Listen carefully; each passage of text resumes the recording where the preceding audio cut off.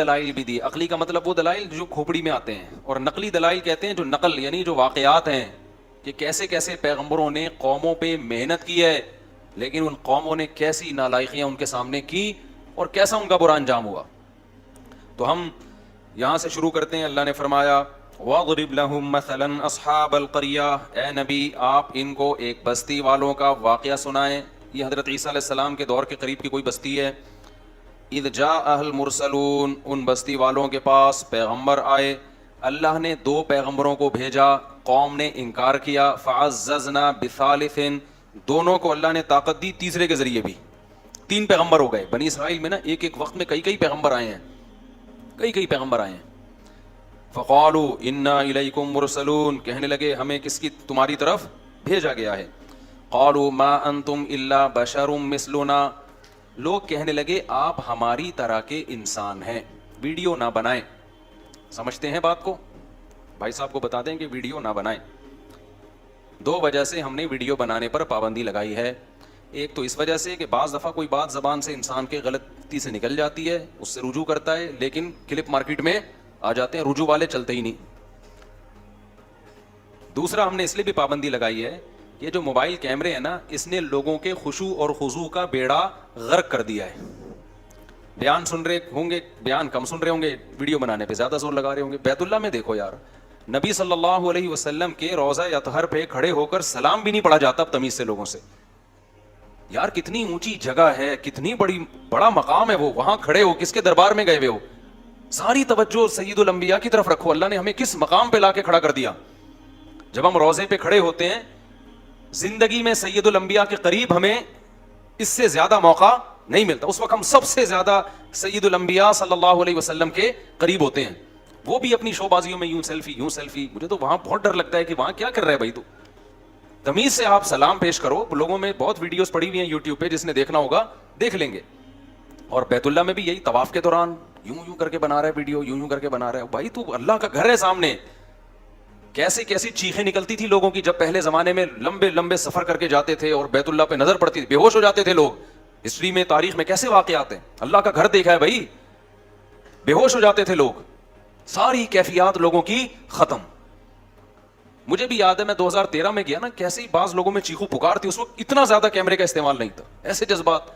اب جاؤ تو ایک انٹرٹینمنٹ بن گیا ہے, ہر آدمی وہاں بیت اللہ. اور پھر ایسے طواف کے دوران فضول باتیں. یار میں طواف کر رہا ہوتا ہوں نا, پیچھے ارے مفتی صاحب خیریت, ارے بھائی کیا کر رہا ہے بھائی, مجھے غصہ آ رہا ہے. تو کیسے کیا کر رہا ہے یہاں پہ کھڑے ہو کر؟ تم خود طواف نہیں کر سکتے, ہمیں تو کرنے دو, بعد میں ملاقات کر لینا. کس قدر, یعنی مجھے تو بڑی حیرانگی ہوتی ہے. کوئی بھی سیلیبریٹی ارے بھائی اس طرح کی باتیں. یار تم اس کو دیکھنے نہیں آئے ہو, تم دیکھنے آئے ہو اللہ کے گھر کو. ابھی ادھر توجہ رکھو. اللہ کو غضب آئے گا کہ مجھ سے بھی بڑا کوئی ہے جس کی طرف تو دیکھ رہا ہے. طواف مکمل کر لو, پھر اس کے بعد آپ سیلفی بھی لے لو, تاکہ لوگوں کو پتا چل جائے کہ واقعی سچی مچی کا حج کر کے آیا ہے. ایک یادگار رہ جائے گی. ٹھیک ہے, لوگوں کی, انسان کی نیچر ہے کہ بڑے مقامات کی یادگار محفوظ رکھنا چاہتا ہے. آپ طواف کر لیں تسلی سے, اس کے بعد پھر آپ کھڑے ہو کے اپنی سیلفیاں لے لیں, کوئی مسئلہ نہیں. میں یہ نہیں کہہ رہا کہ یادگار نہ رکھیں اپنے پاس. انسان کی ایسی یادگاریں ہوتی ہیں زندگی بھر یاد رکھتا ہے. ویڈیو کال میں گھر والوں کو بھی دکھا دیں بیت اللہ کی زیارت کا, کوئی حرج نہیں ہے اس میں. لیکن پہلے عبادت کیا کر لو بھائی, عبادت تمیز سے کر لو, طواف تمیز سے کر لو, سعی تمیز سے کر لو, اللہ کی طرف توجہ کرو, کچھ رونا دھونا کر لو, کچھ دعائیں مانگ لو, کچھ بیت اللہ کے غلاف سے لپٹ کے رو لو, دل ہلکا کر لو. ساری کیفیات اور عبادت کے جذبے کی موبائل کیمروں کی وجہ سے ایسی کی تیسی ہو جاتی ہے. اس میں لگے رہتے ہیں کہ بس, پھر اس کو پکڑاتے ہیں, اب تو ذرا یہاں سے, اب تو بنا میری طرح بنا ویڈیو. وہ مکھنچو کھڑا ہوا ہے آپ کی ویڈیو بنا رہے ہیں, آپ طواف کر رہے ہیں. طواف کر لو تمیز کے ساتھ, پھر ایک فیک کر لینا طواف بغیر طواف کی نیت سے, جھوٹی موٹی کا, وہ ویسے ہی گھومو اس میں. تو کم از کم اپنے طواف کو تو خراب نہ کرو نا. تو روضہ رسول پہ بھی یہی ہو رہا ہے, سیلفیوں پہ زیادہ زور ہے, تو عبادت کی روح ساری ختم ہو رہی ہے. بیان میں بھی یہی ہوتا ہے, اس پہ ہوتی ہے زیادہ زور. تو توجہ سے سنو.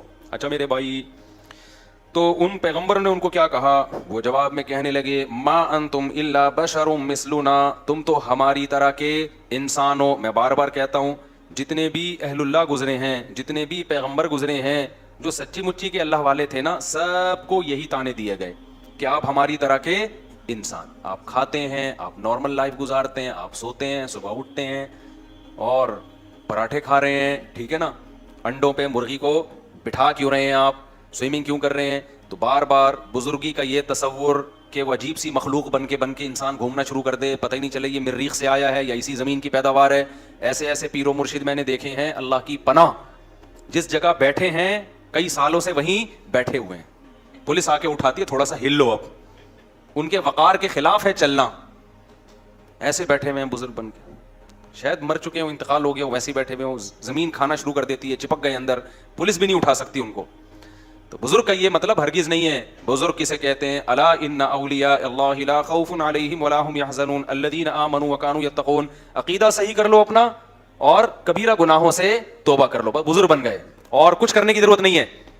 باقی سارے جیسے نارمل رہتے ہیں, کاروبار کرتا ہے آدمی, صبح جاتا ہے دفتر سے, گھر آ کے بیوی سے پٹتا نہیں ہے, یعنی گھر آتا ہے تھوڑا بہت بیگم سے اونچ نیچ بھی ہو جاتی ہے, کبھی محلے والوں سے, کبھی کرایہ نہیں دے رہا مالک مکان وہ کرایہ دار, تو کبھی اس سے اونچی آواز سے بات ہو گئی. تو یہ جو نارمل ہوتے ہیں نا, یہی بزرگ ہوتے ہیں. کوئی الگ سے کوئی بزرگ مخلوق, بزرگ کو کبھی کبھی غصہ بھی آتا ہے, جب اس کے ساتھ کوئی بدتمیزی کرے گا تو اس کو چپیڑ بھی دیتا ہے کبھی کبھار وہ بیٹھ کے. ایسا بزرگ نہیں ہوتا کہ اتنے پولائٹ اخلاق کہ ان کے ساتھ جو مرضی کر لو ان کو غصہ نہیں آئے گا.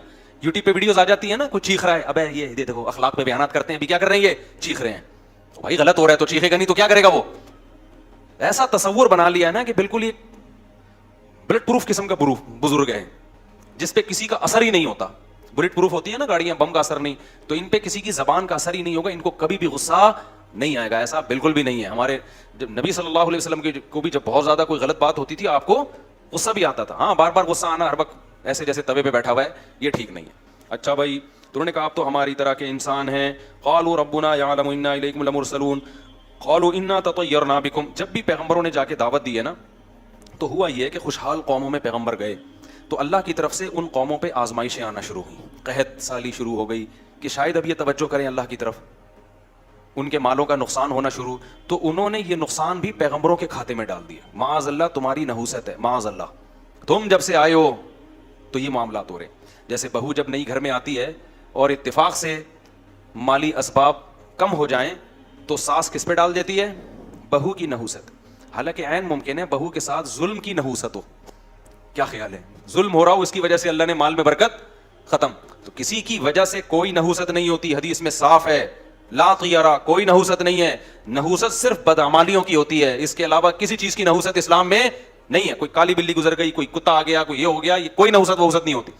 نحوستیں ہوتی ہیں تو کس چیز کی؟ بولو نا, بدعملی کی. بہو آنے سے اگر ظلم رزق گیا ہے تو اس کا مطلب اس کے ساتھ کوئی زیادتی ہو رہی ہے بہو کے ساتھ. ساس کے جاتے ہی ایک دم رزق کے دروازے کھل گئے تو ساس پہ نہ ڈالو کہ اس کی وجہ سے نہیں کھل رہے تھے, یہ گئی ہے تو کھل گئے دروازے. نہ نہ بھائی, کوئی نیکی آپ نے کرنا شروع کر دی ہوگی, سمجھتے ہو, تو نہ ساس پہ ڈالو نہ بہو پہ ڈالو. یہ آج کل بہت ہو رہا ہے کہ اس کے آتے ہی یہ ہو گیا. بھائی وہ ویسے ہی ہو گیا تھا, اتفاق سے وہ اسی ٹائم پہ آ گئی.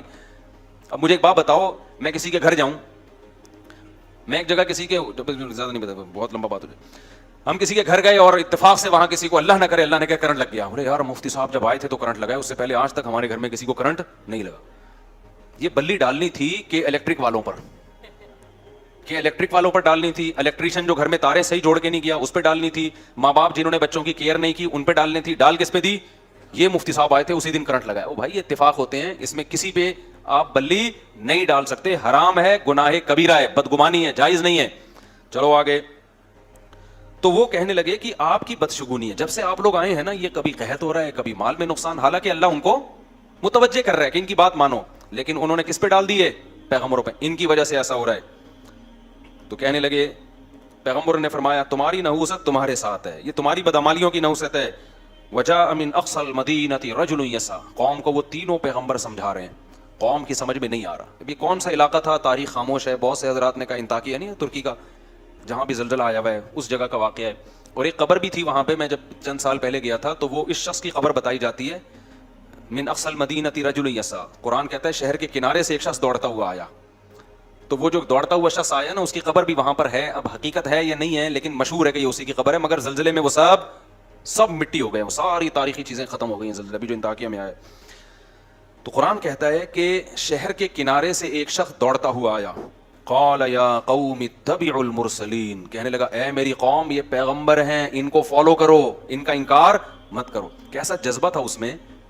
اس کو جب یقین ہو گیا نا یہ پیغمبر ہیں, تو قرآن کہہ رہے وہ چلتا ہوا نہیں آیا بلکہ دوڑتا ہوا. جو مبلغ ہے نا اس میں یہ جذبہ ہونا چاہیے کہ میں جلد سے جلد اپنی قوم کو جہنم کے عذاب سے بچا لوں, اس میں میں تاخیر نہ کروں. اس کا یہ جذبہ تھا. جو اسرائیلی روایات ہیں ان میں ہے, جس کے بارے میں حدیث میں آتا ہے کہ نہ ان کا انکار کرو نہ اقرار کرو, اور بیان کرنے میں کوئی حرج بھی نہیں ہے, نبی نے خود اجازت دی. تو تورات اور انجیل میں بھی ہے نا اس طرح کے واقعات. تو حبیب نجار اس کا نام ہے. نجار کہتے ہیں بڑھئی کو, بڑھئی کا کام کیا کرتا تھا, جس کو کیا کہتے ہیں, اب آج کل انگلش میں کیا کہتے ہیں, کارپینٹر. کارپینٹر تھا, نام اس کا حبیب تھا. تو وہ دوڑتا ہوا آیا اور کہنے لگا, اے میری قوم, پیغمبروں کی اتباع کرو. اتبعوا من لا يسألكم اجرا وهم مهتدون. دیکھو ان کے اندر دو ایسی چیزیں ہیں جس سے پتہ چلتا ہے کہ یہ واقعی پیغمبر ہیں. نمبر ایک, ان کی باتیں بالکل ٹھیک ہیں, یہ توحید کی دعوت دے رہے ہیں, زنا سے بچنے کی دعوت دے رہے ہیں, شراب سے بچنے کی دعوت دے رہے ہیں. اچھا, ایک اور اہم پوائنٹ, بعض دفعہ باتیں تو ٹھیک ہوتی ہیں, لیکن میں بار بار ایک بیان میں کہتا ہوں نا, بیان میں ایک بات کہ بات ٹھیک ہوتی ہے لیکن اصل مقصد اپنا منجن بیچنا ہوتا ہے کہ نہیں ہوتا. جیسے بس والا جب بس میں چڑھتا ہے, بس میں جب آپ سفر کرتے ہیں, ایک بندہ چڑھتا تھا, ہمیں اب پتہ نہیں چڑھتے ہیں کہ نہیں چڑھتے, پہلے زمانے میں وہ پہلے نماز کی ترغیب دے گا, درود و سلام کا نذرانہ پیش کرے گا, پھر وغیرہ وغیرہ بہت ساری, آخر میں چندہ مانگنا شروع, یا پھر اپنی وہ ٹافی بیچنا کہ گلے کو صاف کرتی ہے, پھیپھڑوں کو آرام پہنچاتی ہے, 5 روپے کی ٹافی ہے اور ٹی بی ختم کر دے گی, پھیپھڑوں کا کینسر ختم کر دے گی, تو قیمت صرف کیا ہے. تو وہ لوگ بھی شروع میں وہ درود بھی پڑھ رہا ہوتا ہے, نماز روزے کی ترغیب بھی, باتیں ساری صحیح کر رہا ہے, لیکن مقصد کیا ہوتا ہے اس کا, اپنا منجن. تو بعض دفعہ مذہب کا لیبل لگایا جاتا ہے, باتیں ساری صحیح ہوتی ہیں, لیکن پیچھے کیا ہوتا ہے, آپ کا مفاد, ریاست چاہیے یا پیسہ چاہیے ہوتا ہے. تو کتنا عقل مند تھا وہ شخص جو بڑھئی کا کام کرتا تھا, لیکن اس نے کہا, میری قوم, یہ دو صفات ان میں ایسی ہیں جن سے صاف پتہ چلتا ہے کہ یہ سچے لوگ ہیں, یہ جھوٹے نہیں ہیں. نمبر ایک, یہ تم سے کوئی اجر کا مطالبہ نہیں کر رہے, اس دعوت میں ان کا دنیا کا کوئی فائدہ نہیں ہے, بلکہ پوری قوم کی مخالفت. اس سے پہلے قرآن میں ہے کہ انہوں نے کہا کہ ہم آپ کو پتھروں سے مار کے ہلاک کر دیں گے, یہ دھمکیاں مل رہی تھیں ان پیغمبروں کو, رجم کریں گے. سمجھ رہے ہو کہ نہیں سمجھ رہے, یعنی ایسے ہی قتل نہیں کریں گے, زمین میں گاڑ کے پتھروں سے مار کے ہلاک کر دیں گے اگر دعوت سے پیچھے نہیں ہٹے. اور وہ پھر بھی اپنی دعوت سے پیچھے نہیں ہٹے. تو اس شخص نے کہا کہ دیکھو, اتنی بڑی موت کی دھمکی, اور وہ دھمکی پر غالب بھی ہے کہ یہ عمل کریں گے کیونکہ قوم زیادہ ہے, یہ کتنے, یہ تو تھوڑے سے ہیں. اتنی بڑی دھمکی, نہ ان کا پیسوں کا مفاد, نہ ان کو عہدہ چاہیے, نہ ریاست چاہیے, اور وہم مہتدون, اور بات بھی ان کی کیا ہے, درست ہے, خود بھی پھر اس پر خود بھی عمل کر رہے ہیں.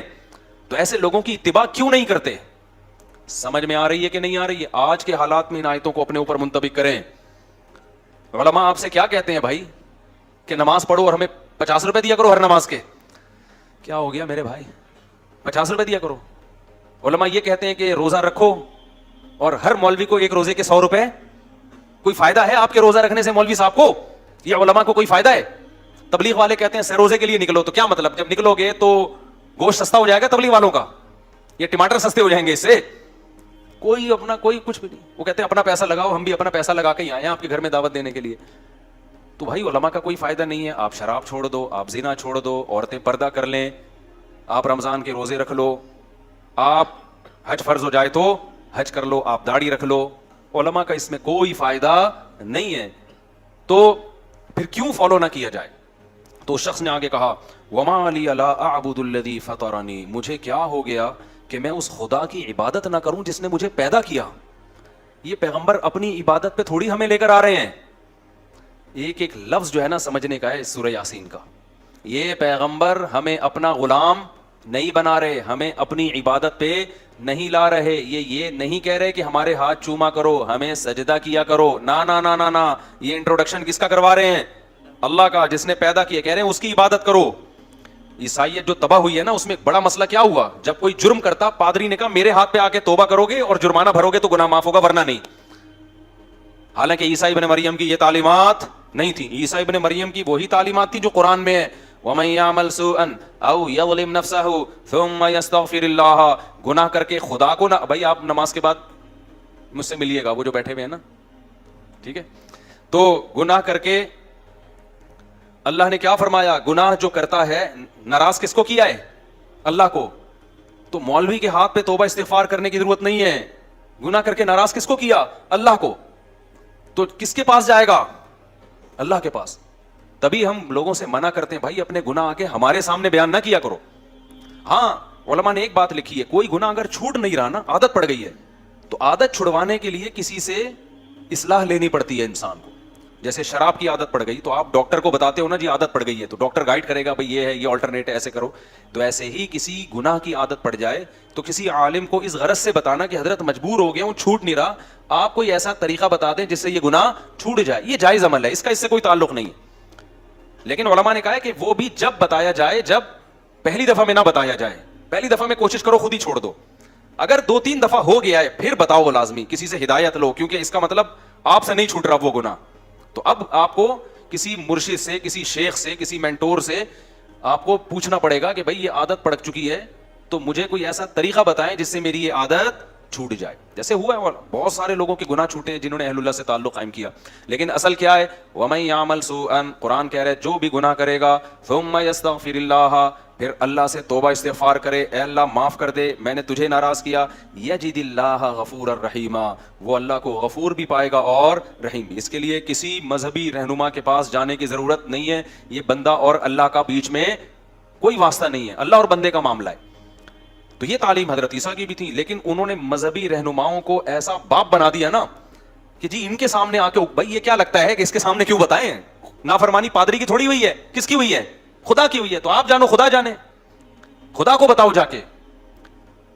تو یہ قرآن کی تعلیمات. تو اس نوجوان نے کیا کہا, وَمَا لِيَ لَا أَعْبُدُ الَّذِي, ارے مجھے کیا ہو گیا, انداز دیکھو تبلیغ کا, مجھے کیا ہو گیا, لا اعبد الذی فطرنی, جس نے مجھے پیدا کیا, سب سے قریب ہے میرے, سب سے بڑا میرا محسن. ہم خود تھوڑی پیدا ہو گئے ہیں, اپنی قوم کو سمجھا رہا ہے کہ میری قوم, ہم آٹومیٹکلی خود بخود پیدا نہیں ہو گئے, کوئی تو ہے نا جس نے بنایا ہے, جس نے ہمیں بنایا ہے یہ ہمیں اس کے قریب کر رہے ہیں, اس کی عبادت پہ لگا رہے ہیں.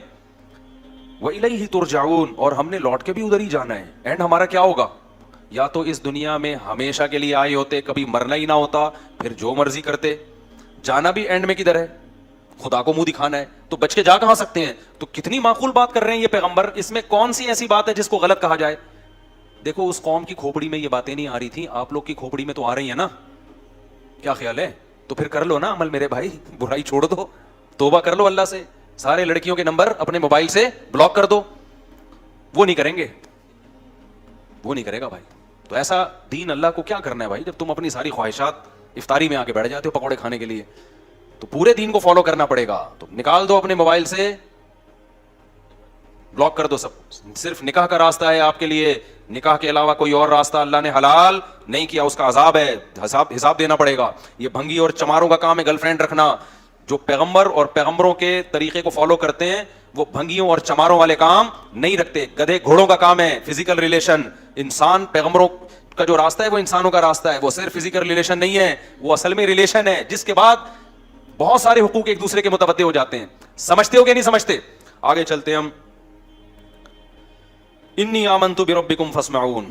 تو اس شخص نے کہا کہ اے میری قوم, میں اس خدا پر, شروع میں اس نے اپنے ایمان کو ظاہر نہیں کیا, اپنے ایمان کو چھپا کے نا اپنی قوم کو دعوت دی کہ بھئی ایسے کو ہم کیوں نہ مانیں. اس کے بعد جب قوم نے نہیں مانا تو اس نے صاف اعلان کر دیا, انی آمنت بربکم, دیکھو میں تمہارے رب پر ایمان لے آیا. اپنا رب نہیں کہہ رہا, کیا مطلب, تم بھی لے کر آؤ نا, وہ صرف میرا تھوڑی ہے, وہ تمہارا بھی ہے. فاسمعون, لہذا تم سن لو. قوم نے قتل کر دیا اس کو. ایسے موقع پہ کسی غیر مسلم کے لیے ایمان چھپانا جائز ہے جب اسے قتل کا خطرہ ہو. لیکن عظیمت کیا ہے, فضیلت کس میں ہے, نہ چھپائے اور شہید ہو جائے. کچھ گناہ ایسے ہیں کہ مجبوری میں وہ گناہ ہی نہیں رہتے. کچھ گناہ ایسے ہیں کہ مجبوری میں وہ جائز تو ہو جاتے ہیں لیکن افضل نہیں ہوتے. اب یہ فقہ میں نا, اصول فقہ جنہوں نے پڑھا ہوا ہوتا ہے وہ قرآن و سنت کی روشنی میں وہ سمجھتے ہیں کہ کون سے گناہ ایسے. آپ بھوک سے مر رہے ہو, خطرہ ہے کہ جان سے ہاتھ نہ دھو بیٹھو, اور آپ کے پاس حرام گوشت ہے, تو وہ حرام گوشت کھانا آپ کے لیے حلال ہے. نہیں کھاؤ گے مرو گے, خودکشی کا گناہ ہوگا. وہاں جان بچانا فرض ہے, سمجھتے ہو, کھانا فرض ہو جائے, صرف حلال نہیں ہوگا بلکہ کیا ہو جائے گا, فرض ہو جائے گا. آپ کی جیب میں پیسے ختم, بھوک سے بلک رہے ہو, پیسے ہی نہیں ہیں, مر رہے ہو, سامنے نظر آئی ایک تندور نظر آیا, روٹیاں گرم گرم, خوشبو سے کلابازیاں کھانا آپ نے شروع کر دی. اب آپ نے بیان سنا ہے چوری کرنا بہت بڑا جرم ہے, اور بالآخر آپ آہستہ آہستہ آپ کا انا للہ ہونے لگا بھوک سے, تو وہاں آپ پہ چوری کرنا فرض ہو جائے گا. ڈکیتیاں نہ کرنا شروع کر دیں کہ کل سے بے روزگاری میں بندوقیں لے کے, اتنی چوری کہ جس سے موت سے بچ جائے. تو یہ صرف جائز نہیں ہو جائے گا چوری کرنا, بلکہ یہاں چوری کرنا آپ پر واجب ہو جائے گا. شریعت کہے گی بھائی تو جان بچا, اگر تیرے پاس پیسے نہیں ہے کسی طرح جا تندور پہ کسی طرح لڑ کے روٹی لے کے کھا لے, جان بچ جائے گی. پھر کیا ہوگا جب بچ جائے گی, پھر کوشش کر اب اس کے پیسے کیسے ادا کرنے میں, معاف نہیں ہوں گے وہ پیسے. اس کو بول دے بھائی میں مر رہا تھا میں نے کھا لیا, جو اکھاڑنا ہے اکھاڑ لے, ٹھیک ہے نا. باقی یہ کہ معاف کر دے تو اچھا ہے, نہیں تو پھر میں مزدوری کروں گا, جب پیسے ویسے ہوں گے تو میں نے ڈائری میں نوٹ کر لیا یا میں نے دماغ میں نوٹ کر لیا کہ اتنے پیسے میں نے تجھے دینے, وہ پیسے اس کے اوپر واجب ہو جائیں گے. لیکن ایسے موقع پہ چوری کرنا کیا ہو جائے گا, فرض. لیکن رمضان کا روزہ اگر کوئی آپ سے کہتا ہے توڑ دو, بندوق رکھ دی, تو علماء نے فقہا بیان کرتے ہیں کہ توڑنا جائز تو ہے, لیکن اگر نہیں توڑو گے ڈٹ جاؤ گے تو شہادت کا ثواب ملے گا. سمجھتے ہو کہ نہیں سمجھتے؟ اب یہ مسائل میں باریک فرق ہے, اسی کے لیے علم حاصل کیا جاتا ہے. جن کے پاس نالج نہیں ہوتی, پراپر وے میں علم حاصل نہیں کیا, وہ سب مسائل کو آپس میں کیا کر دیتے ہیں, گڑبڑ. اسی طرح یاد رکھو کہ اگر کسی نے آپ کو گن پوائنٹ پہ بولا کہ کافر بن جاؤ, کلمہ کفر زبان سے بولو, بولو میں ہندو ہوں, بولو میں عیسائی ہوں, اسلام چھوڑ دو, تو جان بچانے کے لیے اسلام چھوڑنا ایسے موقع پہ اوپر سے, دل سے نہیں, صرف زبان سے کلمہ کفر کہنا کیا ہو جائے گا, جائز. ایسے موقع پہ گناہ نہیں ملے گا. لیکن آپ اگر ڈٹ گئے, نہیں بھائی میں لا الہ الا اللہ کا قائل ہوں, میں اپنے آپ کو ہندو کسی قیمت پہ نہیں کہوں گا, میں عیسائی نہیں کہوں گا, میں توحید پرست مسلمان ہوں, جو اکھاڑنے اکھاڑ لے, اور اس نے مار دیا, تو خودکشی کا گناہ نہیں ہوگا, بلکہ کیا ہوگا, بہت بڑی شہادت. اس کو کہتے ہیں عزیمت. عزیمت یہی ہے کہ ڈٹ جائے. تو اسی طرح کوئی ہندو مسلمان ہوتا ہے, عیسائی مسلمان ہوتا ہے, اس کو خطرہ ہے بہت زیادہ ماریں گے, قتل کر دیں گے, تو اس کے لیے جائز ہے کہ زبان سے اقرار نہ کرے, دل میں مسلمان ہو جائے. اللہ بخشیں گے قیامت کے دن, اس کو ایمان والوں میں شامل کریں گے. لیکن اگر وہ ڈر جاتا ہے کہ نہیں بھائی مجھے مار دو, میں شہادت کے لیے تیار ہوں, تو یہ بہت بڑی شہادت ہے, اس میں بہت بڑا اجر ملے گا, جیسے کہ اس کو ملا. یہ ڈٹ گیا. ڈٹنے سے فائدہ ہوتا ہے کہ موٹیویشن بہت ملتی ہے سامنے والے کو, یار اتنا مضبوط تو کچھ ہوگا نا, اس میں جان ہوگی اس مذہب میں, تبھی تو ڈٹ گیا ہے. تو وہ جو نجار تھا نا, وہ بھی ڈٹ گیا. جب قوم پیغمبروں کو دھمکیاں دے رہی تھی, ہم پتھروں سے مار کے ہلاک کریں گے, تو اس کو تو زیادہ دھمکیاں دیں گے, تو ہماری قوم کا آدمی ہے بھائی, تو ادھر کیسے چلا گیا؟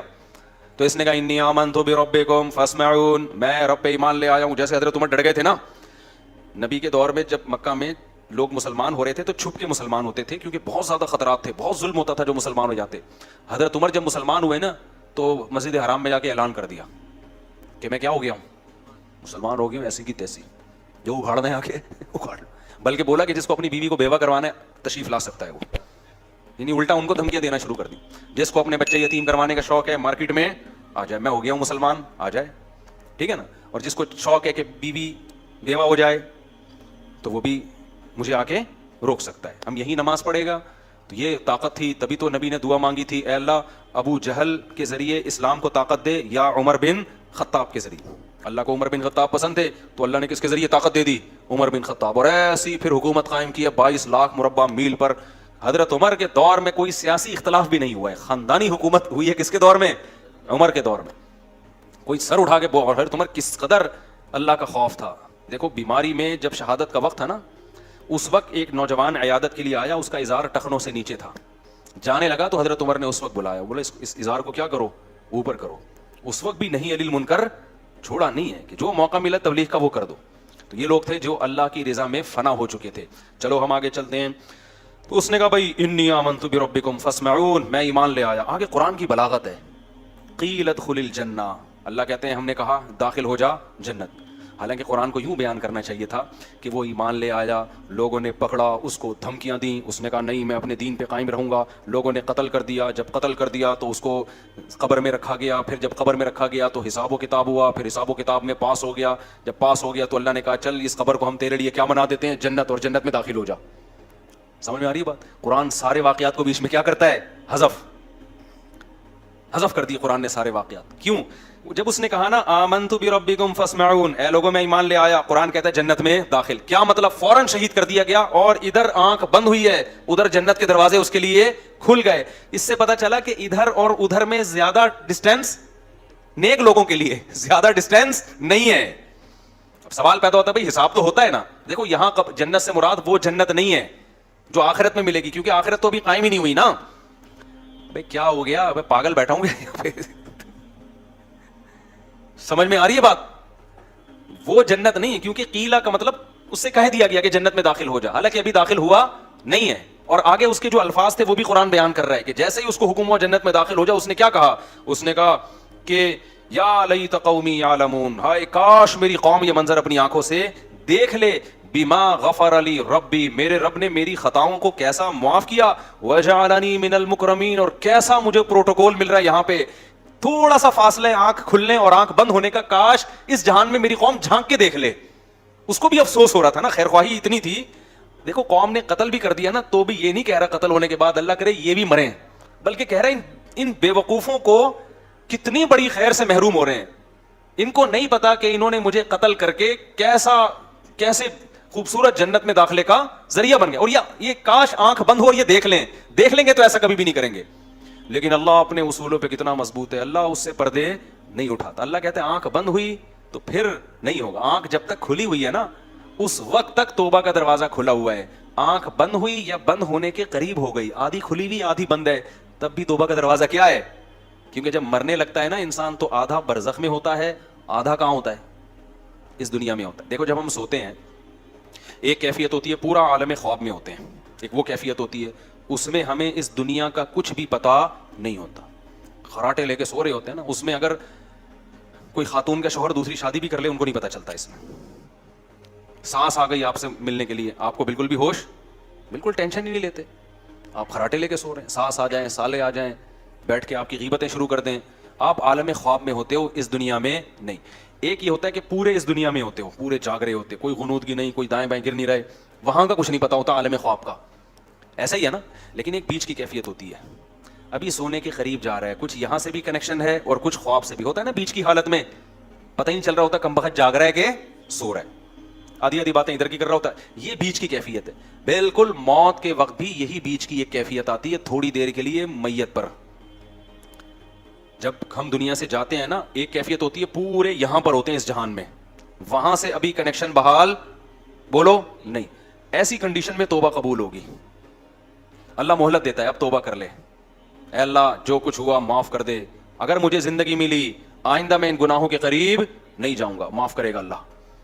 لیکن بدبخت لوگ توبہ کرتے نہیں ہیں، کیوں؟ اللہ کے وعدوں پہ ان کو یقین ہی نہیں۔ کتنے کافر ہیں مرتے ہوئے ان سے کہا گیا اب تو مسلمان ہو جاؤ، انہوں نے کہا نہیں بھائی، نبی کے چچا تھے نا ان سے کہا گیا کہ اب اسلام قبول کر لیں، انہوں نے کہا نہیں، لوگ بولیں گے کہ بھئی یہ موت کے ڈر سے باپ دادا کے دین کو قبول کر چھوڑ رہا ہے۔ ایک کیفیت ہوتی ہے جب آپ پورے اس جہاں میں چلے جائیں اس وقت بھی توبہ قبول نہیں ہوتی، ایک بیچ کی کیفیت ہوتی ہے کہ آدھے یہاں ہیں اور آدھے عالم برزخ کے حالات نظر آنا شروع، اس وقت بھی توبہ قبول نہیں ہوتی، اس کو کہتے ہیں غرغرے کی کیفیت۔ حدیث میں آتا ہے ان اللہ یقبل توبۃ عبدہ ما لم یغرغر، اللہ اس وقت تک بندے کی توبہ قبول کرتا ہے جب تک وہ غرغرے کی کیفیت میں نہیں ہوتا۔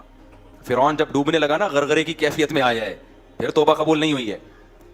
تو اب یہ قرآن نے بیچ کا حصہ کیوں حذف کر دیا؟ یہ بتانے کے لیے کہ ادھر اس کی روح نکلی ہے اور ادھر اللہ نے اس کو برزخ کی جو جنت ہے، اصل جنت تو آخرت میں ہے لیکن قبر ہی کو اور جو عالم برزخ ہے اسی کو اللہ تعالیٰ عزت کی جگہ بنا دیتے ہیں۔ اس آیت سے عذاب قبر اور ثواب قبر بھی ثابت ہوتا ہے۔ بہت سے لوگ کہتے ہیں موت کے بعد کچھ بھی نہیں ہے، وہ تو آخرت میں ہی ہوگا، نا نا نا نا نا، نیک لوگوں کا اکرام موت کے فوراً بعد شروع ہو جاتا ہے، اور ایسا معلوم ہوتا ہے کہ اس کی کو جو اللہ نے عزت دی وہ قبر میں جانے سے پہلے دی ہے، ورنہ تو قبر میں فرشتے آتے ہیں نا سوال پوچھتے ہیں، تو اس کو اللہ نے، یا ہو سکتا ہے یہ ہر شہید کے ساتھ ہو، احادیث سے پتہ چلتا ہے کہ ہر شہید کے ساتھ ایسا ہوتا ہے کہ قبر میں جانے کا انتظار نہیں کیا جاتا اس کے لیے، ادھر شہید کے خون کا قطرہ زمین پہ گرا، ادھر اس کی روح نکلی اور ادھر اس کا اعزاز و اکرام شروع ہو جاتا ہے۔ اور عام نیک لوگوں کے بارے میں بھی ہے کہ ٹھیک ہے حساب و کتاب تو قبر میں ہوگا، لیکن اللہ کو چونکہ پتہ ہے کہ یہ نیک بندہ ہے، تو جو موت کے وقت فرشتے آتے ہیں نا اس کی روح قبض کرنے کے لیے، وہ فرشتے ہی بڑے مبارک فرشتے ہوتے ہیں، اور اس وقت انسان کو اندازہ ہو جاتا ہے کہ میرا ٹھکانہ جنت ہے یا جہنم۔ سورہ واقعہ میں بھی اللہ نے اس مضمون کو بیان کیا، سورہ نازعات میں بھی، جو روح قبض کرنے کے لیے فرشتے آتے ہیں نا، اگر وہ اکرام والے فرشتے ہیں تو سمجھ جاؤ کہ کہاں جا رہا ہے یہ اچھا ٹھکانہ، اور اگر وہ فرشتے ہی ایک جلاد بن کے آئے ہیں، ان کی شکلیں خوفناک ہیں، تو یہ خود اس کی علامت ہوتی ہے کہ اس کا ٹھکانہ اچھا نہیں ہے۔ تو قرآن کہتا ہے قال یا لیت قومی یعلمون، وہ شخص کہنے لگا ہائے کاش میری قوم کو پتہ چل جائے، ادھر توجہ رکھیں، ہائے کاش میری قوم کو پتہ چل جائے، بما غفر لی ربی وجعلنی من المکرمین، کہ میرے رب نے میری خطاؤں کو بھی معاف کر دیا اور مجھے کیسا عزت دار لوگوں میں شامل۔ کیا مطلب؟ یہاں آ کے ایک پورا ایک لوگ ہیں، روحیں ہیں جو سب مکرمین میں ہیں، جتنے اچھے لوگ، اللہ نے مجھے بھی انہی میں کر دیا ہے، تو وہ ترس کھا رہا ہے اور قوم کیا سمجھ رہی ہے؟ ہم نے کیا کر دیا؟ بندہ مار دیا. آپ نے مار کے اس پر ظلم نہیں کیا. کس پہ ظلم کیا ہے؟ اپنی جان پہ ظلم کیا ہے آپ نے. تو قرآن کہتا ہے وما انزلنا على قومه من بعده من جند من السماء وما كنا منزلين. جب اس کو شہید کیا نا قوم نے, تو اللہ کہتے ہیں ہم نے اس قوم پر تباہ کرنے کے لیے آسمان سے کوئی بڑے بڑے لشکر نہیں بھیجے, نہ ہمارا لشکروں کو بھیجنے کا ارادہ تھا. ان کانت الا صیحۃ واحدہ, فرشتے نے ایک زوردار چیخ ماری ہے. فاذا هم خامدون, اچانک وہ بجھ گئے. بجھتا کون ہے؟ انسان بجھتا ہے یا آگ بجھتی ہے؟ بولو. آگ. انسان تو نہیں بجھتے. ان کے لیے تو یہ لفظ ہونا چاہیے تھا کہ سارے مر گئے, لیکن اللہ کیا کہہ رہا ہے؟ اچانک سارے بجھ گئے. یہ بلاغت ہے. آگ پہلے بڑے شعلے مار رہی ہوتی ہے, ایسا لگتا ہے کہ تباہ کر دے گی سب کو. پانی ڈالو تو ایسی غائب ہوتی ہے جیسے اس کا نام و نشان تھا ہی نہیں. تو یہ بڑی طاقتور قوم تھے, بڑی باتیں کرتے تھے, ہم یہ ہیں, ہمارا یہ بزنس, ہماری یہ ترقی, ہماری یہ بلڈنگیں, ہمارے یہ جائیدادیں, ہمارا یہ کلچر ہو, بڑی بڑی باتیں کی. اور اللہ نے ایک آواز دی ہے ایسے جیسے آگ کے اوپر آپ نے کیا کر دیا؟ پانی, اور سارے غائب ہو گئے, سارے مر گئے, سب طاقت اور قوت کیا ہو گئی؟ ختم. بھائی اوپر جو ہے نا بچے بہت زیادہ شور مچا رہے ہیں. جن جن خواتین کے بچے ہیں وہ اپنے بچوں کو کنٹرول کریں. بہت زیادہ چھوٹے بچوں کو تو مسجد میں لے کے ہی نہ آئیں. بہت زیادہ تراویح میں بہت شور شرابے کی آوازیں آ رہی ہوتی ہیں, تو کنٹرول کریں ان کو. اگر ہمارے گھر کے بچے ہیں تو بھی ان کو کان پکڑ کے گھر بھیج دیں. بعض دفعہ وہ مولوی صاحب کے اکرام میں کہ جی مولوی صاحب کا بچہ ہے تو پتہ نہیں وہ اس کو کچھ کہہ ہی نہیں سکتے. تو ایسا کچھ بھی نہیں ہے. کسی کا بھی بچہ وہ شرارت کر رہا ہے تو اس کو کان سے پکڑ کے تمیز سے گھر کی طرف رخصت کر دیں اس کو. اچھا بھائی, وما انزلنا ان کانت الا صیحۃ واحدہ. آگے اللہ کہتے ہیں یا حسرۃ علی العباد, اللہ کہتے ہیں مجھے بندوں پر افسوس ہے. یعنی اللہ کو بھی عذاب دے کے خوشی نہیں ہوئی ہے, اچھا نہیں لگا کہ میں نے سب کو مار دیا. اللہ کہتے ہیں